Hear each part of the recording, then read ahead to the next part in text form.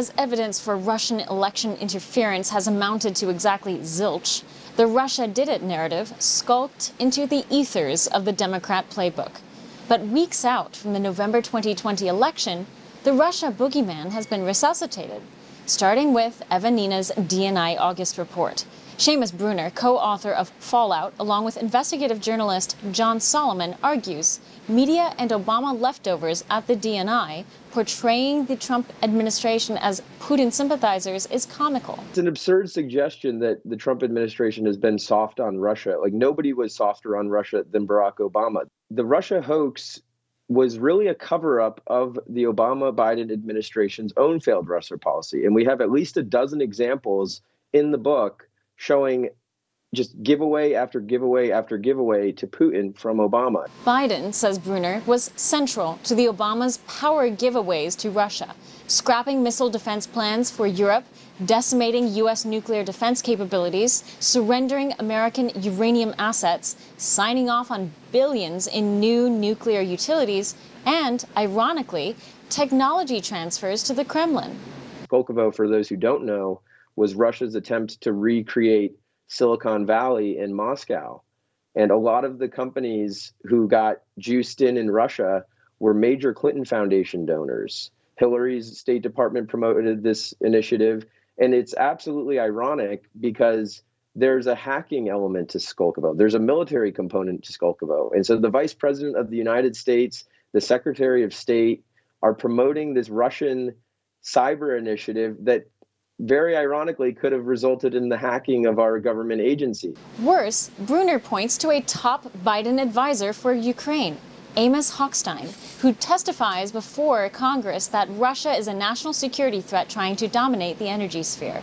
What he testifies is absolutely correct. What Amos does not tell Congress or anybody, and would prefer that nobody knew, was that he was on the payroll of a lobbying company specifically helping Russia corner energy markets, specifically the uranium market in the United States. Smoke and mirrors, classic sleight of hand. He was working with the Uranium One whistleblower, William Campbell, to help the Russians enter the American uranium space. And he was working very closely with the Russians. He had numerous high-level government officials coming into Washington, meeting at his lobbying firm and meeting at hotels in Washington, talking about how do we enter the uranium space.